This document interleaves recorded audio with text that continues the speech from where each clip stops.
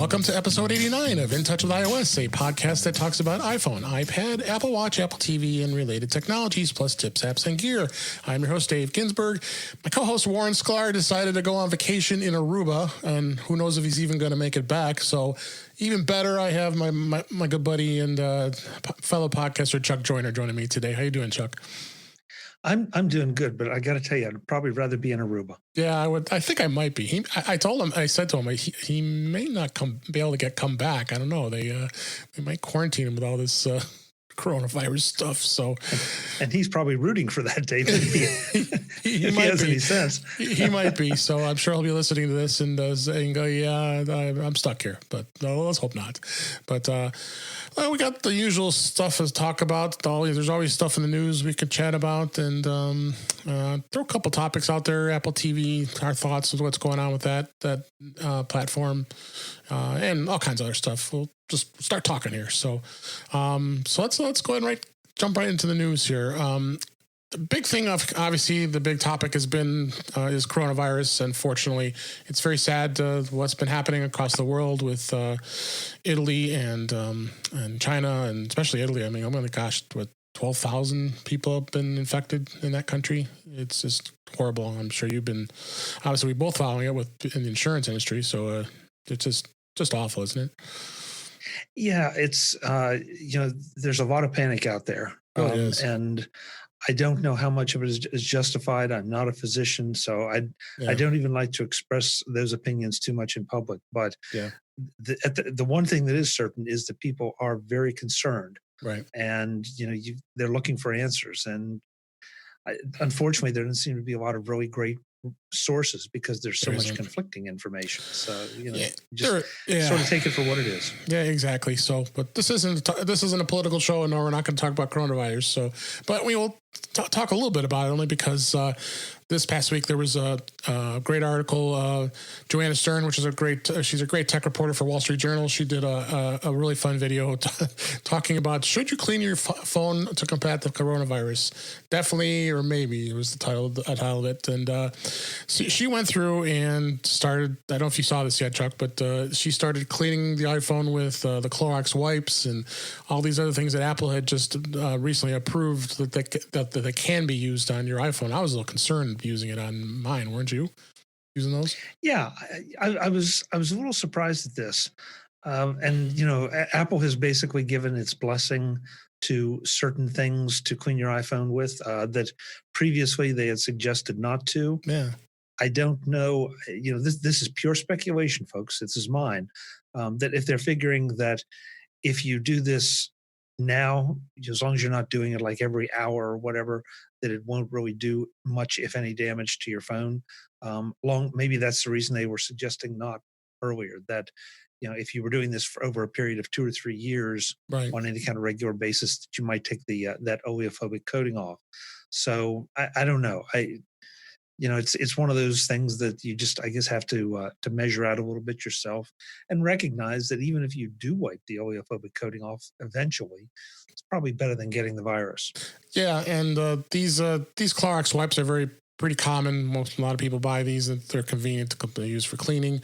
And they're saying the guideline is that up to 70% isopropylene alcohol can be in the content of the wipe. So, and the good thing about the wipe is it's direct, as opposed to you don't want to be spraying or putting anything on it. But she was going a little bit to the extreme, using a little bit different toilet product. Maybe she was seeing what it really would do, which I found to be amusing. But I think the point is, our iPhones can be, really bacteria everywhere, don't you think? Yeah, pretty much anything we come in contact with can. True. But we're always pulling the phones out of our pocket, and it's not like you wash your hands every time that you touch your phone, or wash your hands after you touch your phone. So yeah, it is a place that, honestly, I would be just a touch more concerned with all the other places that I'm touching screens, right? Out in public for transactions of different kinds. Exactly. But you don't know how well those folks are taking care of those. So all of a sudden, and I don't want to hijack the story, but No. all of a sudden, Apple Pay starts to look like a really good way to maybe Yeah. avoid touching things and Touching your credit card. avoiding the virus. So yeah. Yeah, there's other reason. So it continues on, shows the demo. She put droplets of olive oil on the other one half of the phone had the oleophobic coating, and the other one did not. And you saw that the oil was dripping away from it, and the one without the coating, it was sticking, and when it was coming through. And of course, they do have this gadget out here. I don't know if you've ever try this before. Is this Phone Soap Go? It's $100, and it's like a tanning bed for your iPhone. I mean, we may have talked this before. I don't know, maybe on your gift guide show, or but it's kind of freaky. Yeah, I mean, they're all kind of these things. It's like you say, it's almost like a tanning bed, which leads you to wonder what happens to you when you get in a tanning bed. Yeah, but again, it's one of those things that I guess the UV light is harsh enough that it allegedly kills the virus.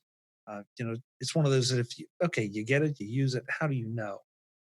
But then again, the same thing is true with the wipes. So, you pay your money, you take your chances. And of course, in the article, it says Phone Soap has seen 1,000% revenue growth this year because of the coronavirus, which is not surprising. But I think it being featured in her article isn't going to help hurt either. So I would not be at all surprised that it's completely sold out. I haven't checked, but check out that article. Hopefully it's not behind the paywall. I think this article was open for today, so we'll have obviously a link. You could check that out. And also I'm not sure who makes Clorox, but that might be a stock to look at. Yeah, as well as it goes very long. As well as the tool we're using right now as we talk to you, Zoom. I believe their stock has gone up quite a bit because of remote work out there too. So, yep. Definitely. Next article I found was this was on our friends at the Mac Observer. Mr. and Andrew Orr was actually the author. I was unaware of this that there is a list of apps that are actually maintained on Reddit, and I don't know how frequent you are on using Reddit, but I'm not as much, but I should be because there's so much information out there, good information. The list of known apps that use the sign-in with Apple. Have you used much sign-ins using the sign-in with Apple as opposed to like Google or I avoid Facebook one, but. Yeah. Oh, yeah. David, I haven't, and this is one of those that for me, I'm still sort of waiting to see. Yeah. If there's anybody whose app I'm going to use, it's going to be Apple to sign in. But right now, I'm still using my email and my password, and then use 1Password as my password manager. Right, which I do. I feel like that way I'm kind of in control of it. With sending it through the Apple system. Again, I'm about as comfortable with them as I can be with anybody. Right. But it still represents just a little loss of control in my mind. So, that's where I stand on it. I wait and see how far it gets deployed, and let it be in place a little while before I trust it. Yeah, if you look through this list, there's quite a few common, like Dropbox is one of them, and GroupMe, Groupon, Glassdoor, GasBuddy. So there's quite a few have embraced the technology with signing in with this. But I would trust it more so than I definitely would not trust Facebook. I avoid that with a plague, and I'm kind of questionable with using Google. So, but this should be a good thing to check out and give a read of that. So.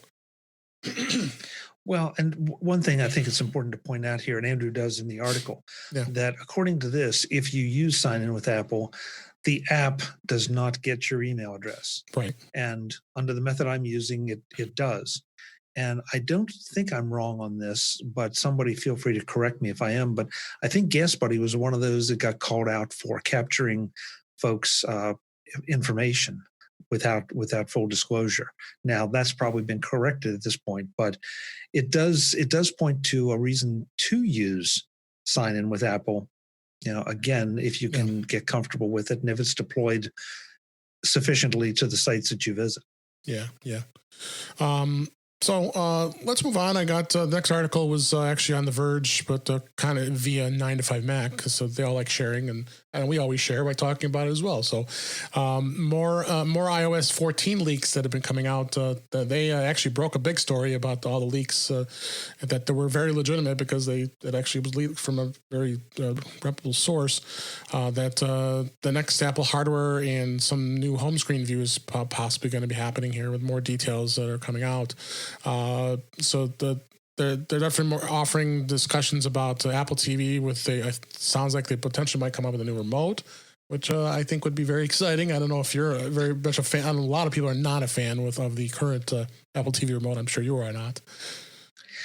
Yeah, it's okay. I mean, it's like any other remote as far as I'm concerned. It takes a little getting used to. Yeah. I do wish there was a way that I could easily tell like which end is up. That's the one thing that I admit I constantly did wrong when I first got it. But other than that, it's I can maneuver around it just fine now. But it took some time to do it. Yeah. I sometimes have a challenge with that, but so what you do, I use the iPhone, Apple TV remote, and the app, and it seems to work a little better to control things. But things they talked about in hardware, they said that potentially an upcoming iPad Pro, which would include 3 cameras, which is interesting. I don't know about you. I'm not one to like to hold my iPad up to take pictures. Are you? No, but I'm every time this topic comes up, I feel like people are missing it because the iPad is a great video device for video production. That's right. Oh, I forgot. Yeah. Yeah, we're seeing a lot of shot on iPhone, things, right. And I think that it wouldn't not surprise me at all to see a shot on iPad with something that is a little more oriented toward the filmmaker. Than this, or for that matter, the news media. Yeah. That because you're going to have you have that great big beautiful screen as your viewfinder. Yeah. And so why wouldn't take nothing away from the iPhone, for compactness and all, but if you're a videographer, that would be really nice to have that because that's what I use, for trade shows. Yeah, for trade shows. Yeah. So yes. So it's I have some experience with that, and I got to tell you, that would be a definite thing that would push me to upgrade to a new iPad to get those 3 cameras in the back. The thing is, it might be a larger size screen though. It won't be one of the minis. You probably have to go with the 10.5-inch or 11-inch screen. That's okay. But got to get a new enclosure though. Well, yeah, you'd have to get a new enclosure, but also the one other thing that the iPad has that the iPhone doesn't is it's got a bigger battery. True. So it lasts longer for shooting. That's true. Since you are carrying around a bunch of batteries when you're out in the trade shows, and I saw it firsthand, and you have to keep things charged. So it's a challenge. Yeah, but those are the kind of things that until you actually use the device for that, you really may overlook pretty easily. Yeah. And then after you do, it's like, okay, well, yeah, would I prefer to have the iPhone as far as toting it around? Well, sure. Yeah. But I like that big viewfinder, and I like that big battery. So it just all depends on what your needs are, but don't overlook some of those factors. Right. Then they're talking about a new iPhone with Touch ID, which is kind of interesting, going away from Face ID. They're presuming it's going to be one of those lower end, quote unquote, the iPhone 9 or the SE2, whatever they're going to call it. But I wouldn't be surprised Apple does release this. Of course, everything's going to be delayed now with everything with the coronavirus, so we don't know when that's going to happen. But I think this will be a very successful phone, wouldn't you think? I would think so. I mean, it always depends for those phones. Nobody wants to hear this, but they're going to have to represent some compromises to meet the price point. Right. And so whether that's going to be compromises in memory, whether it's going to be compromises frankly in security, because the selling point for the Face ID has been that it's more secure than Touch ID. So there's going to be now. It certainly still represents a lot better security than anything you're going to see on other platforms, but it's a little bit of a compromise. maybe it'll be a little bit different form factor. Maybe Yeah. they'll keep pushing down that smaller phone. Yeah. But it's People love so, it. and some of those things might not be compromises. They might be considered features. Yeah. So we'll just have to wait and see. That's true. And then diving in a little bit into the software stuff. This one I'm kind of excited about. If this really comes to be true, is a new the new iOS home screen, which actually will get a list view similar to what you can get on your watch. Because I know it's so hard to find apps. It's not, even when you bury them in folders and put them in places they are all the time. I'm always looking for where this app is and where I'm gonna thumb through it and find it. Don't you experience the same thing? Yeah, I do. And I'm anxious to learn a little more about this. Yeah. Simply because if I can do a list view, that's great. But is it going to be 2 columns, 3 columns? Am I going to have that choice? Yeah. Or because if it's just one column, well, then I'm going to have less apps on the screen. And also, there's the other question that jumps to my mind is, are you going to be able to resize the apps so that, or resize the icons so that you can have more on the screen? Because the last thing I want is less icons or less apps on that home screen. Yeah. So how are they going to arrange this, and what options are they going to give me? It definitely will be interesting. I'm curious to see where that goes, for sure. They talked about a little bit about HomeKit, being able to change the color of temperature of lights throughout the day. It's something I'm not real interested in. Accessibility feature will let the phone identify sounds like alarms and doorbells, which people with hearing loss. More improvements on accessibility, which is great. We just had Shelley Brisbane on a couple episodes ago, and she's a great resource for accessibility, and it's just amazing what some of the stuff they've added for accessibility for people who are a little more limited in what they can do with an iPhone.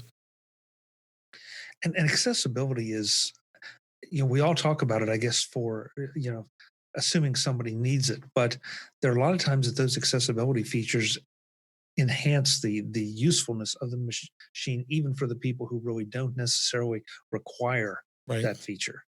So I too am anxious to see just what else they bring out that can not only benefit those that need it, but also maybe those that could use those capabilities for other reasons. Yeah. And then there was another discussion that of the fact that there was going to be a mouse cursor support that's going to be coming to iOS 14, and the new smart keyboard models with a trackpad, which of course you and I saw the Bridge keyboard with a trackpad at CES, and I'm really excited about this. But I think what they need to do is they got to do something with the software. And this sounds like this is going to make something to come true and make it, something that's going to be really much more usable.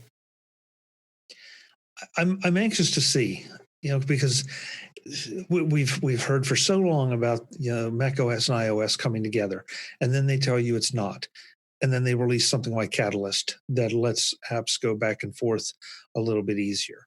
I am not an Apple Pencil user, right? Just because it just never suited my needs. And so would a trackpad on my iPad make it more useful? Well, in certain circumstances, but then again, I'm going to carry a MacBook Air or something similar. So I don't want to knock this because I want to see the implementation. Yeah, me too. I just question, where it's going to go and where it's going to lead. Because the last thing I want to see is my iPad start requiring an Apple Pencil or one of the external keyboards. That to me would make no sense. Yeah, so it's gonna be interesting to see what happens here with that, and we'll definitely check that out. Then this last story, I know this isn't near and dear to your heart because you've had a discussion about it. Apple agrees to pay over $500 million to settle a class action lawsuit about that infamous secretly throttling older iPhones. They went through and I just love these class action lawsuits, and then we'll have a nice debate here in a second, but it included the iPhone 6, the 7 SE, and anything that was running iOS 10, 12, 10.2 or 1 or later, and you'll get a whopping $25 worth going through all that aggravation, right, Chuck? Are you going to turn me loose, or should I Yeah, just say I yes? am going to turn you Okay. loose. That's why I left this for last, because I knew this would be a good conversation topic. Well, I look at $25. $25 is not worth the time it takes you to fill Right. out the paperwork. Hmm. And the worst part is that you are feeding into the lawsuit mentality. And I Right. don't, I'm not being greedy here. If I felt like there was an honest to God uh, amount that I could be compensated for if I were truly wronged, and that's a whole separate discussion. Right. But if I were truly wronged and can get a significant amount of money out of these class actions, okay, maybe. But it doesn't happen. It's always this 25, 35, maybe, oh my God, $100, Yeah. And what the hoops you have to jump through, well, some of my best friends are attorneys, and they're credible attorneys. Yeah. The people that are pushing these things, I have a real problem with, because it feels more like lining their pockets. And there are all kind of notification services. There's Right. so much overhead in these lawsuits, and everybody's making out except the people that were allegedly wronged by the suit. Um, it, it just they're the ones that are getting the least amount. And so now let's and you turn me loose. So here I go. Go. I want to talk about this. Yeah, but there's also the issue of was this legitimate? And I just I don't think so. Apple made clear, if you go back and read the details on this, Apple made it clear about this. It was not a surprise because people didn't read it. They didn't know about it. Right. But that galls me too, that somebody passes judgment like this, and all of a sudden Apple has to shell out this money, and most of it's going to go to the law firms anyway, not to the people that allegedly were harmed, and I don't think anybody was. So, Right. yeah, this story does raise my blood pressure a little bit. Not that I wanted to do that, but I think that this was an important topic to discuss, because I'm tired. I'm kind of tired of some of these frivolous lawsuits. That I mean, if it was a substantial amount that they got, and then good for them. They were able to pull it off. But to waste people's time, yeah, 500 million, but you're dividing it up by millions of people. It's just frivolous, honestly. Yeah. Yeah. Again, I have stressed, for the people that signed up for it, if you were really wronged, oh, okay, but I just don't see how you could have been. And for what you're going to get back for it, you've just encouraged that next law firm to start gathering up a class for that next perceived slight. And that doesn't do Apple any good. It takes up time, money, and resources. And I know Apple has all the money in the world. That's kind of not the point. Not the point. It's just silliness, honestly. Like you said, waste of time. Well, that's that. Through another story in here, Apple Music signed a new multi-year deal with some of the world's largest record labels, which isn't surprising, but it's good. It's good to see that Apple Music has really become. I'm been very impressed with some of the things that they've been doing in Apple Music. So this is on Mac Rumors. They secured new deals for songs from major labels like Universal Music, Sony Music, and Warner Music, and those are the big three. So artists like, of course, Taylor Swift and Lizzo and Adele and others will now be able to stream online. But I've been very impressed with what Apple has done with Apple Music with their playlists, and they have curated playlists, which I really like, because you can go in and look up a topic that you're in your mood for, and they have a playlist for it. And I don't know if you've tried this recently, but it is really cool. Yeah, I tend not to use Apple Music that way. Usually I know what I want to listen to, or I've curated my own playlists. But it's very, very seldom anymore that I go and try to look up something and it's not there. Yeah. And that's one of the biggest issues, because I tend not to have necessarily mainstream tastes. And so when I go and look for something from a rather obscure band, or an old album from a band that I know, and it's there, it's like, well, this is why I subscribe to Apple Music. Yeah. Yeah, they have all those bands that are kind of obscure, you're not going to find. So that's what I like about it. It's getting better and better, and I find value in it every time. So kudos to them for doing that. It's just a great thing. So anything else that you think of that's been in the news to you that has been out there? Not off the top, David. Right now, and again, we're not going to dwell on it, but the coronavirus has been taking up so much It has. bandwidth in so many things. I think that I will say that I think Apple has a great set of products for those who need to work at home. Right. Whether that's an enforced thing or a self quarantine kind of thing, that you can very effectively work with a Mac or an iPad and an iPhone from home, just with some of the Apple services and a few third parties thrown in. Yeah. And so you should be out there telling your coworkers Yeah. this that Apple makes great this is products. why this is why you can be as effective as you are, is because you're using a Mac, an iPad, an iPhone, Yep. and all the rest. Well, with the coronavirus, it's good news that it looks like the China stores are going to actually be reopening this coming Friday as we record this, which is good news. I'd like to see things start to come back to somewhat normal. I don't know, it's going to be a while before that happens, but and then you have things like some of the filming of the morning show is on hiatus due to the concerns of the virus, which is not surprising. So you're hearing a lot of that too, and Apple's doing the same thing. And Apple has been very generous by donating to folks who are less fortunate to help them get past with this virus. So it's good stuff. It's good stuff that's been happening with that. So. That's right. I was going to talk about this article too. Is they're expecting AirPod shipments to surge at 50%, to have 90 million AirPods in 2020. That's phenomenal. I mean, when you and I both use AirPods, these AirPods Pro are amazing. I mean, I'm absolutely in love with these. I'm going to have to twist your arm. You need to go get them because. Yeah, I haven't done those, but I keep looking at them. I keep looking at them hard.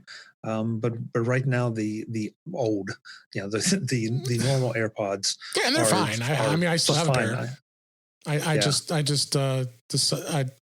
I'm the early adopter, of course, and want to be able to see the new stuff, and the noise canceling is just amazing. I've talked about it before. That in itself you should consider with these. So, yeah, if you look back, I mean, it's fascinating the skepticism that even some of us diehards approached the first generation AirPods with, and once we tried them, we were converts.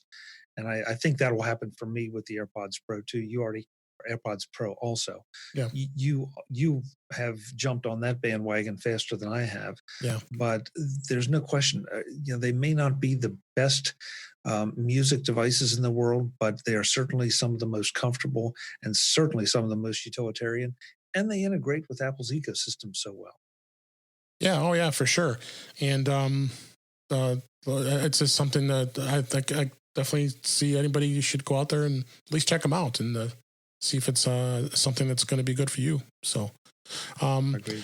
So carrying over one product that I had talked about when I came back from CES, and you of course interviewed these folks on your show, Scoshi, and Scoshi has come up with this BaseLink charging base, and I was blown away about it when we were at their booth. And what was your initial thoughts of this product before once we saw it? Oh, I think it's great. I mean, there was the furor last year over the AirPower product that Apple announced and then never released. And so, a number of third-party vendors stepped in to fill that gap with variations on it. And this, I can't say that the design blew me away like, oh my God, it's the most beautiful thing I've ever seen. Well, no, I mean, but it's concept. Yeah. Oh, yeah. But I mean, that's it. It's very utilitarian. It does the job. Scotia is a great name, so you feel like you're going to get exactly what you're paying for with it. Sure, and so, yeah, I think it's a great product. And if you have those devices that you want to charge all at once and that support wireless charging, go for it. Yeah. Oh, yeah. And that's the thing. And I talked about this during my Apple user group, special interest group meeting the other day, because I did a demonstration with this, and it says, well, why would anybody really want this? Because it's something that, I mean, like me, I have all these products. So I have an Apple Watch, I have an iPhone, and I have an iPad. So, but families may have multiple iPads, multiple iPhones, and and you may want to integrate something like this and have it all in one place, because everybody has bundles of cords and lightning cables and charging bricks everywhere around their house, right? Oh, I know I do. So the nice thing about this thing is this one I have in my hand, but I've put a link in the show notes to their site. This actually sold at the Apple Store, so you can go to Apple and buy it online or at the Apple Store. And it comes with three modules. It's the wireless Qi charging for the phone. It's got the little thing for the watch, so the watch will charge on that as well. The cool thing about this one though is it'll charge stand up like what you're used to with like the knob for the charger comes with the watch, or you can lay it flat and you can put your watch flat on here, which I thought was really cool. And it charges, which is great. And the third section is actually for iPad, but you think iPads are pretty big, so you're not going to have a specific place to charge those. But the nice thing is it has three dividers in here, and you can put up to three different iPads in here. It has a power device charging, which is the USB-C plug, and that charges, I think it was around 18 to 20 watts, so it's going to charge the iPad a lot faster. You can get a USB-C to Lightning if you have an older iPad and be able to plug into this too, which is great. And I've tried that; it works awesome on a new one. And then it's got the two standard charging 12 watt plugs to USB-A connectors, so the iPads that are still using the old one. But I really like how you can take it apart. It's modular. You can add additional ones. I think you can only add maybe up to 4 or 5 because it's based on power. You're going to start causing a little bit of power issues. But no, I think it's a great product. Yeah. Yeah. And again, if you have the need for it, this is a company that has a great reputation. So, there are a number of great reputation companies out there, and this is one of them. Absolutely. So that's that. And then next topic I want to talk about a little bit is Apple TV. Apple TV, I think, really is in a tough spot right now, in my opinion. They have the 4K version, and they haven't come out with any new stuff in a while. There's been rumors that they're potentially going to come out with new based devices, but with the advent of the Apple TV app, and they're including it on almost every of the latest smart TVs and even on other smart devices. I'm curious to know what you think. Is Apple going to continue to make this device, or are they going to make something inexpensive?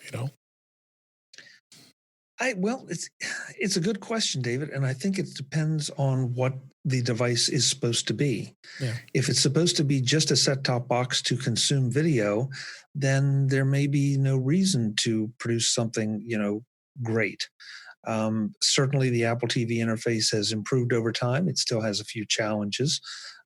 But I find it to be a very pleasing interface. Mm-hmm. I like it better than most of the other interfaces I see. For a couple, just in appearance wise, it doesn't seem to be crammed the way some of the others.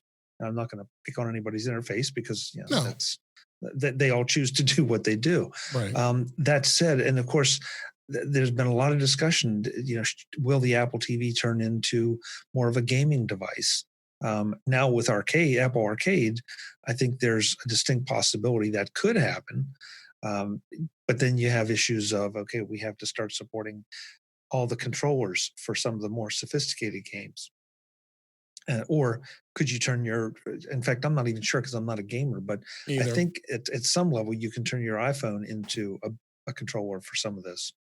Yeah, I think so. And but the reason I say that is I compare it to like the Amazon Fire Stick. You can pick one of those up for $30, and it does basically the same thing. And they do have 4K versions of that, or the Roku. I mean, the Roku is very popular as well. I mean, have you used either one of those products? Yeah, actually, I have an Amazon Fire TV, and I also have a TV that is based on Roku, and they're different experiences. It takes a little while to get used to them. I kind of want to stick a Fire TV stick into the Roku and see what happens. See if the whole thing explodes. Yeah. That's right. But again, it's different interfaces, different objectives. Amazon's obviously wants to push you toward their programming, and make it exclusive, but you can get other things on it. And the same thing with Roku, and frankly, the same thing with Apple. So it almost, in my mind, which one do you want to be front and center? Figure that out, and Right. then figure out, as long as the platform of choice offers you the other things that you want as secondary and tertiary, then it's the. I guess the good news, the consumer kind of wins here because there's not a bad choice out there. Yeah, that's the thing. It just There really isn't. There's yeah, I will say that I use my Apple TV for better or worse as much for sending things from my iPhone or my iPad up to the TV as I do for just pulling content directly from it. And that's not something I think that the others do quite as effectively or smoothly. No, yeah, that's absolutely true. So I'd be curious to see where this market goes because it's going to definitely be something that is continuing to evolve. And by Apple putting themselves into pretty much every smart TV that's out there, I mean, it's going to get a point that, do we really need it? I'm on the cusp now as far as content goes. I'm a sports fan. I like the Chicago Cubs, being in Chicago. Well, the Cubs decided to get their own network put together, the Marquee Baseball Network, which, of course, they're not playing baseball right now because of the coronavirus. But the point is, this channel is not currently on Comcast, who's my provider, which is also 50% of the market in Chicago, which is crazy.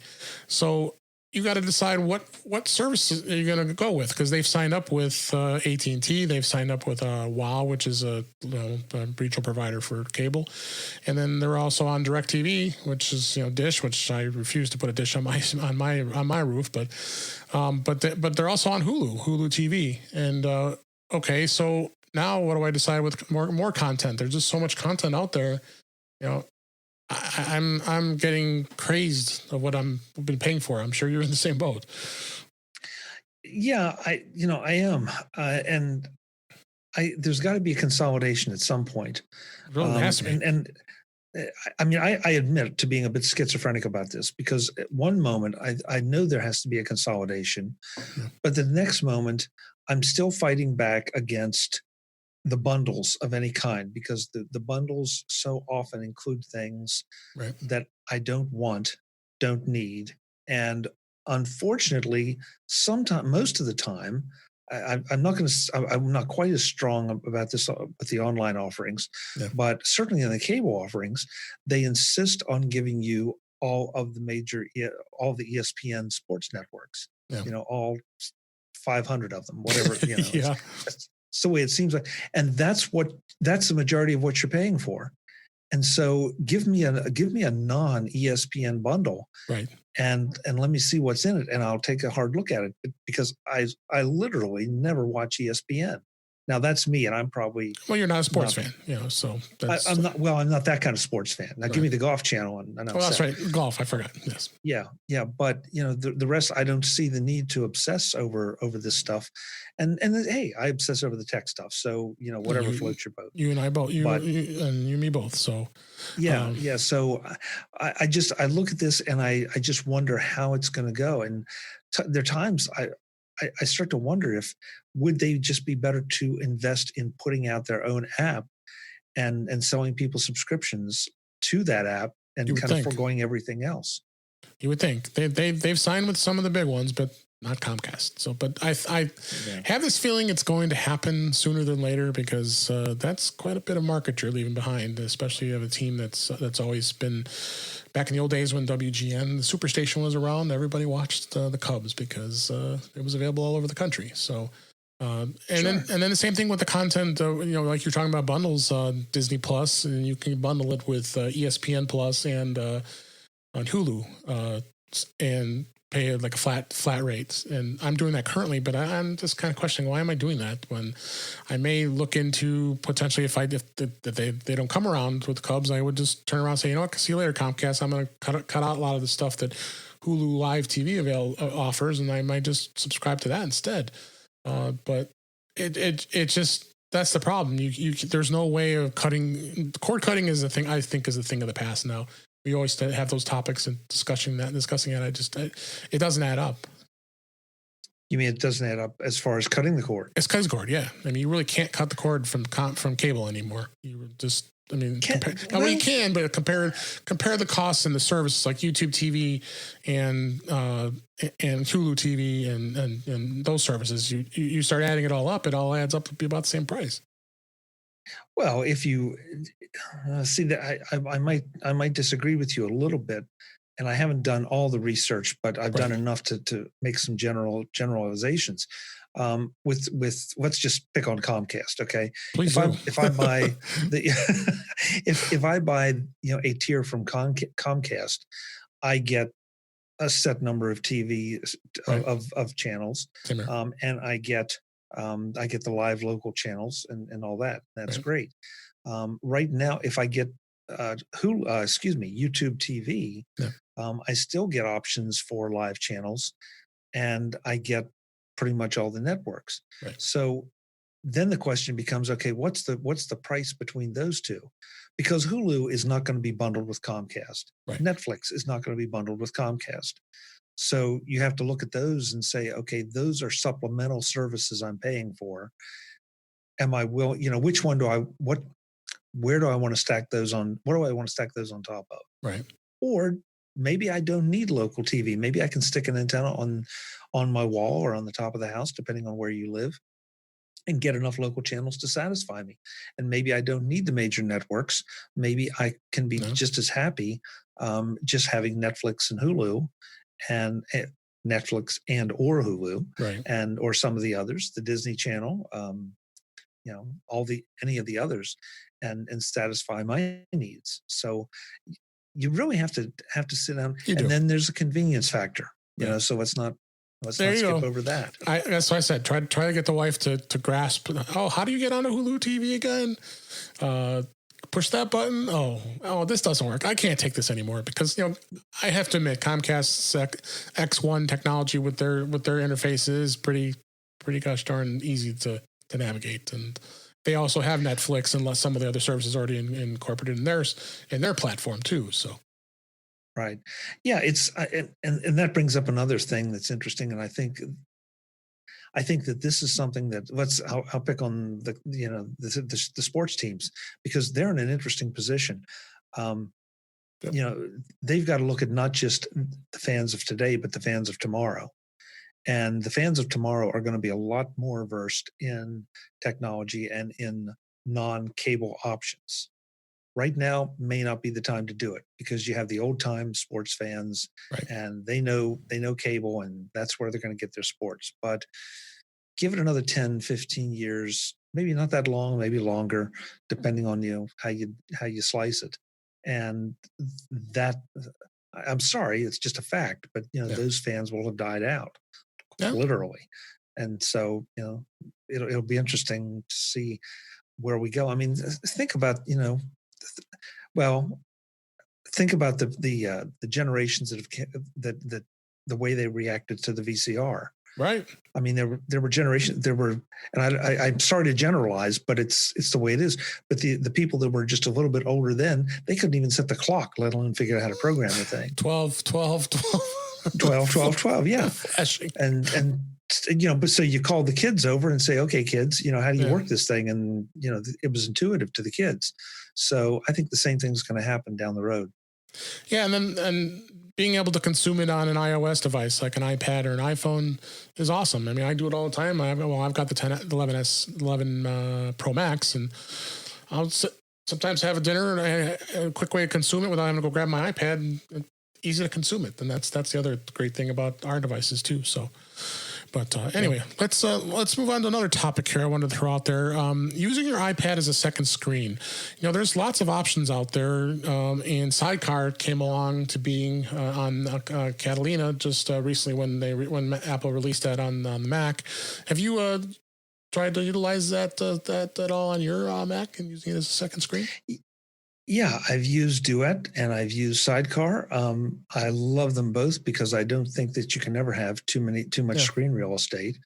I have to admit I am not a regular user of it, not because it doesn't perform, but because if I have my iPad open, or beside my laptop or my main Mac or whatever, I'm usually running an iOS app on that. And so, it's a different kind of multitasking. And Hmm. also, for better or worse, and this doesn't apply to everyone, but I pretty much have at least a two screen setup anywhere I go, Right. yeah, home or office. So I don't need yet that third screen. I can utilize it if I find a need for it, but usually I have enough screen real estate and can run a separate iOS app. It might be my email, might be messages, might be something like that that I just have open, as part of the production environment that I create around myself. Yep. The other one, I don't know if you've tried yet, is Luna Display, and that is amazing in the fact that it actually utilizes a Mac to extend it to another display besides just the two Macs. You can make it into a third display by plugging that into another Mac and using that Mac as a screen if you have two Macs. So I don't know if you've tried that, but it's really cool. I have not, and I want to look into that because I think if it works far enough back with older models, and this I have not researched this at all. Yeah. I've read the reviews and but I can't say I memorized them. But it would be a great way to repurpose a second older Mac Yeah. just for its display, Right. and add a whole lot of productivity capabilities. Especially if you have an iMac that's already got a screen that you could utilize that too. Yeah. Have you used the Luna display? Yes. Yes, I do have it, and Okay. I've been using it with a Mac Mini that I have, which is I tried it on I believe I had a MacBook Pro 2014 13-inch, and it worked okay on that one. Um, the Mac Mini 2018, the latest model, worked flawlessly. It was beautiful. So, but I've not tried it again. I believe they have the adapter as a USB-C, so I can't remember if there was a USB-A version of it. But at first when that came out, and then when Apple released Sidecar, everybody thought, oh, Luna Display is going to get Sherlock, and sure enough, no, they innovated by updating the software by allowing it to be able to extend to a third display using another Mac. Yeah, I'm just wondering how far back in the iMac line, whether it's dependent on the hardware or what the the most recent version of the software that any given iMac can run. Yeah. That's something I need to look into. Yeah. So that's that with that topic. I wanted to talk about MacStock a little bit. I don't know if I think you got the newsletter like I did that Mike Potter has already put the website up. It's updated. MacStock 2020 is alive and well, and there's great discounts out there. Did you see that? I did. I went ahead and got mine when he did the triple early bird sale or whatever, back Black Friday sale or Cyber Monday, I guess it Oh was yeah, it was technically. that Cyber Monday. Yeah. Yeah. So, but yeah, I know Mike has already solicited speaker proposals and he's working on all the details. And Yep. But I'm, what we've talked about it a million times before, David. yeah. It's just one of the most fun weekends of the year. It is. It is July 25th, 26th this year. Hopefully everything will be gone and forgotten with coronavirus at that point. But I want everybody to go out to that site now. It's MacStock conferenceandexpo.com/register. And if you go there right now, he's got it discounted from, it's $259 is normally the 2-day pass. It's down to $189. That for what we got to do for those 2 days is that's just so cheap. It's crazy. It's crazy. Yeah, it is. And then don't forget the fact that you get two very nice lunches out of that deal as well. So that just makes it an even better value when you start looking at that. Yep, no, it's a great conference. That's how you and I met many years ago. We're on the 6th year now doing the show, and yeah, he still that's thing is deciding on the speakers. So far, we're waiting to hear back to see who he's decided on for this year, and there should be some good topics regardless. And I can't wait. It's always a lot of fun, and I always get to see everybody too. Checking that out too. So check that out. Yeah, and we should mention that the theme this year is play. Play. But in talking with Mike, that doesn't mean it's going to suddenly turn into a gaming conference or anything like that. He's challenged all the speakers to talk about what play means to them, And so I think that's going to be really very, very interesting. Yep. I came up with something smart. So yeah. Yeah. So it's gonna be fun. There's no question about it. And speaking of a conference, I just thought of this. I'm sad to hear that NAB got canceled because of the coronavirus. I know that's a show that you really enjoy going to each year, and it was kind of a shame that happened. Well, it's a shame, but I have to admit to a certain amount of relief. Yeah. And sorry, folks, but here we go, the coronavirus thing again. I wasn't as worried about the coronavirus as I was, the idea that a lot of companies were pulling out. And so, what starts as a trickle becomes a flood. And the last thing I would want to see is, go to an NAB and have the show floor, 3/4 empty. Right. Because people decided not to come, and then they decide, well, I won't go next year because this wasn't great last year. I think this was probably a good decision to make. Yeah, it was. So that now, and also just to be deadly accurate, they've advertised it as postponed. It's postponed. Okay. They're going to be. Yeah, they're looking at later dates. Allegedly, they're looking at later dates in the year, assuming the coronavirus thing disappears and all. And so if they do that, great. We'll see when it is and how many people decide to show up, or whether they just punt the whole thing and go for 2021. Yeah, like South by Southwest got completely canceled. As far as I know, that's not going to get postponed. So it's just a shame. It's just a shame. But I just thought of that, and the kind of the spin on the technology. That was one of the tech conferences that we lost this year, at least so far. Yeah. Let's hope. And now we're all sitting waiting to see what happens with WWDC. That's the other one. Yeah. We see if that comes to be. I mean, the alleged event that was supposed to happen at the end of this month. I was like, it's funny. I mean, Apple never announced there was going to be an event, and they said it's canceled. I'm like, okay, there was no event that I know of. I mean, I think it was speculated, but that's about it. So, yeah. Well, all the people. It's interesting. A whole little cottage industry has sprung up around trying to figure out when some of these conferences are going to be held, and so people are scanning all the websites and all the booking information about certain venues.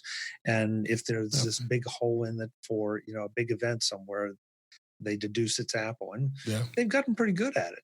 So it is what it is. Apple's going to run it's going to do what it wants to do, and these people are going to do what they want to do. Absolutely. All right, Chuck, why don't you tell everybody, they're probably already know, but it can't hurt to tell them again where they can find you, what's you've been up to with your stuff, and tell us all about it.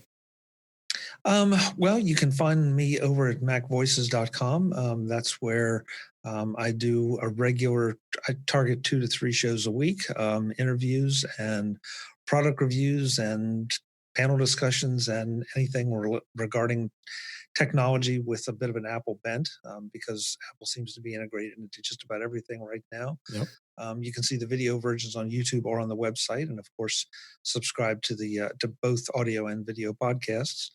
And you can find me on Facebook and on Twitter as @Chuck Joyner, and there's also a MacVoices page on Facebook. So come and check it out. Yeah, check out the MacVoices group. It's a lot of fun, and we all post a lot of great articles in there, and it's a lot of fun. And I see the latest episodes with Ken Ray from macOS Ken. So I got to go check out that latest episode on his show. So it's a lot of fun, a lot of great interviews. So thank you. Yeah, no problem. With that, this is a wrap for this week. Please send your comments, questions, and suggestions to our email address, feedback@intouchwithios. That's feedback@intouchwithios.com.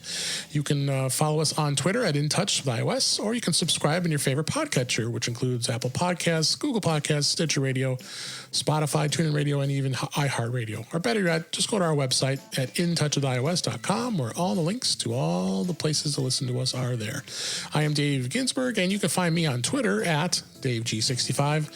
Thanks again, Chuck. Appreciate you being here. A lot of fun. Thank you, David. And everybody, thanks for listening, and we'll talk to you again next time.